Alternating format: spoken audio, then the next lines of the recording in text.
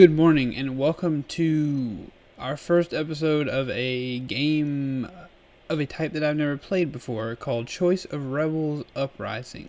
I guess it's less of a game and more of a choose your own adventure type story, but I figured it might be fun for us to read it and walk through it and play it together, and I'll read aloud and make decisions and see what happens. Some readers of fantasy love to be dropped straight into unfamiliar settings to figure out what's going on from the map and clues.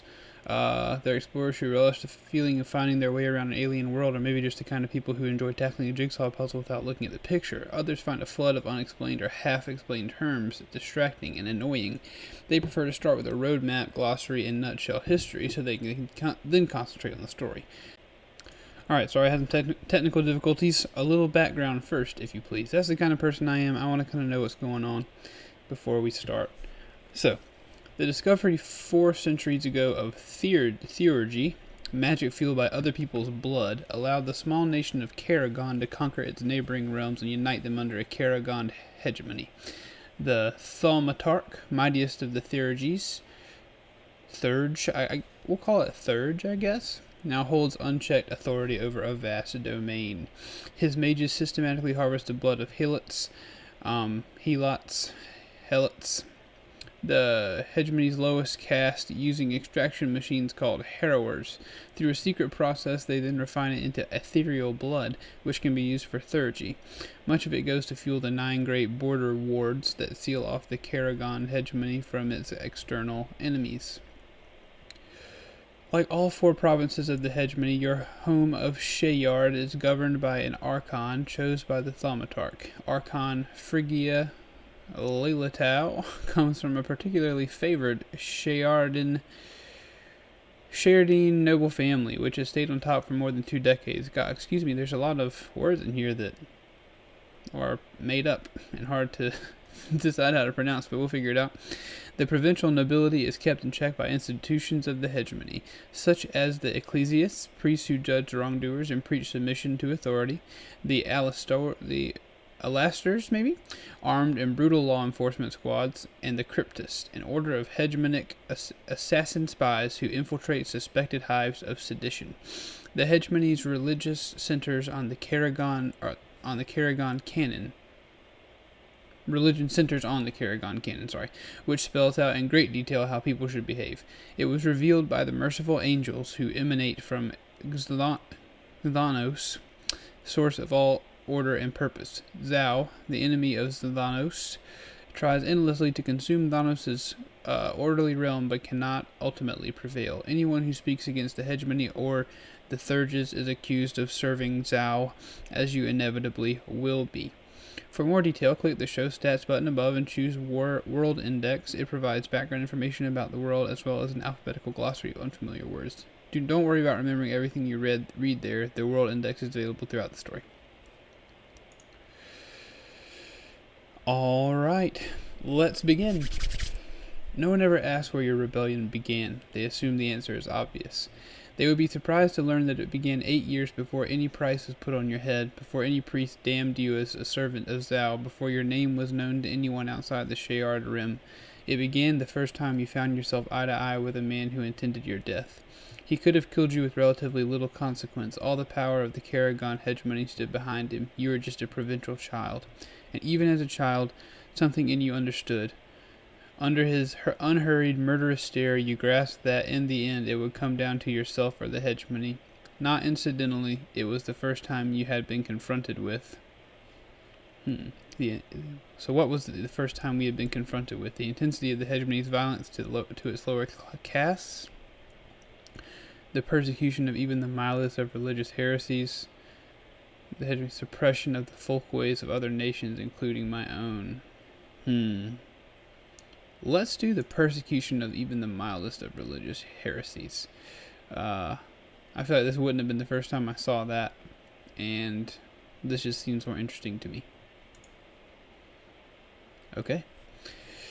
The little temple of Thanos in Rim Square pervades your earliest memories. The morning glow in the apse, the goldwood arches of the nave with their impenetrable angels, the crisp dark lines of the temple's basalt heart. Long before you could understand any of the songs or speeches, you recall standing at your mother's knee, half concealed in her long kirtle, and gazing curiously upwards. The angels frightened you for the first time you understood what they were meant to be. How could something so alien represent compassion? Each carved image was nothing but a helix covered in wings, rising to a smooth extremity whose whole evoked a gaping mouth. Though you are far too young to articulate why, just the thought of one of them speaking revelations brought your 3-year-old self to tears. Your father hissed at you to stop wailing before someone asked the matter. Your mother calmed you down and brought you to Ecclesiast Olenna, who twinklingly confided in you that the angels had terrified her too once. You'll see their beauty in time, child. They're in no hurry. I warmed to the kindly maternal priest and began to follow her around. She was on the same side as the scary angels. I avoided her as much as I could. Even after losing my fear of angels, all I felt toward Ecclesiast Olenna was detached curiosity. I warmed to the kindly maternal. I think I'll warm up to her. At first it was only once a week. After the Hell's Day services, your smiling mother would leave you sitting quietly near Ecclesiast Olenna, listening to the townsfolk's problems and questions. As the years passed and you grew less quiet, you would run happily after Olenna on her rounds of the noble estates and follow her back to the garden of her sparsely furnished quarters. She had a remarkable ability to immerse herself in a long letter or a book of theology while keeping her one ear on your chatter and tossing back the occasional affable response. At some point, you became aware that not all ecclesiasts behaved like Hera Olenna. Hera? It was unusual for the weekly meditations at the now Xanoth to be open to helots, as well as the nobles and free folk of the Outer Rim. Cramming the temple's outer gallery, the helotry had no line of sight to the aristocrat's balcony, but Hell's Day remained the only regular occasion when they and their masters came so close and shared the same purpose. Similarly, whenever Olenna came to bless aristocratic estates like the one where you grew up, she made a point of visiting both the high house and the helots who worked the lands. Most other ecclesiasts confined their attentions to the free folk, while the lowly diakon priests tended to the religious instruction of the helot classes. Olenna always reserved a special blessing for me as the sole heir of my noble family. Olenna inquired about me and my fellow helots with what seemed like genuine concern. Let's do genuine concern. Passing down the row of helot children, the slender, silver-haired ecclesiast always smiled as she saw you beaming up at her. Then she would crouch to your height and recite a grave blessing. Angels keep you, child, and grant you both compassion and courage to pursue the calling they have given you. Once when you were perhaps 8, your father contemptuously muttered, or the angels could bring us a goat for once instead of compassion. He'd expect to pass unheard or ignored, but as a few of his ploughmates chuckled, Olenna fixed them with an unexpectedly mordant stare. You spoke, my son? Well, only to say, holiness, your father spluttered, then taken aback that the gentle priest had called him out. Compassion's all very well, but who do we have to be compassionate to? Our masters don't need it from us, and from them, well, in truth, I just welcome a bit of extra meat or cloth. I don't care what they're feeling when they give it. To mistake compassion for a mere feeling is a common but profound error, my son, the ecclesiast said sternly, and I could name some who are in need of more compassion from you. After a minute's tense silence, she continued down the row. Ooh, she talking about me. Man, I didn't expect, maybe I should have expected a lot of reading, but this is a lot of reading. Let me take a sip of this coffee. It's pretty interesting so far, though. I'm ready for some grave decision-making. At every harrowing, Ecclesiast Olenna would open the ceremony with a solemn demeanor. Reading passages from the morning psalter as well as the victory liturgy, she would walk out into the crowd to each helot whose name was called, clasping their hands and to lead them up to the sacrificial platform. And before the implacable hegemonic thurges gave the helots to the machine, she would pray in a voice resonant with grief. Ooh, boy, this is rough. Angels give them strength for the terrible glory that awaits them. Angels honor their sacrifice and comfort their families. Angels bless these humble warriors who, by laying down their lives, preserve us from Zao. Nor did Olenna leave it to the merciful angels to comfort the families.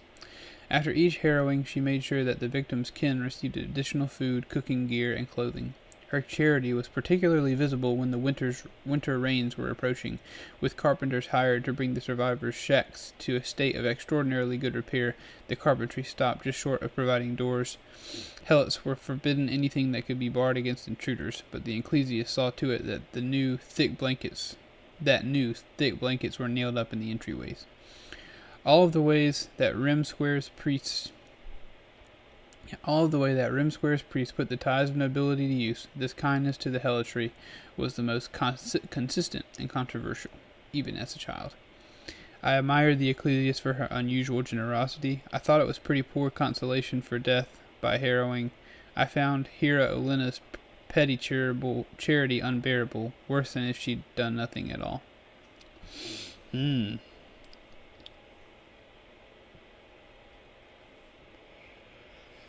Let's see. Let's add a little depth to this guy.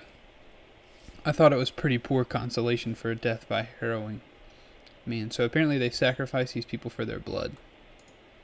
For this magic. You remember hearing your father mutter, "Since they're going to slaughter us, might as well do it honestly. Don't pretend that stopping up the drafts in our homes will make it better."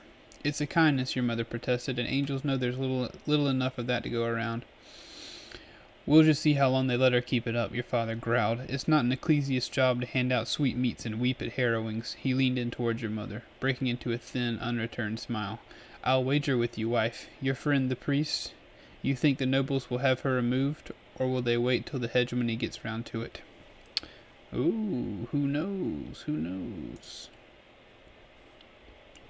So I guess we have something else now.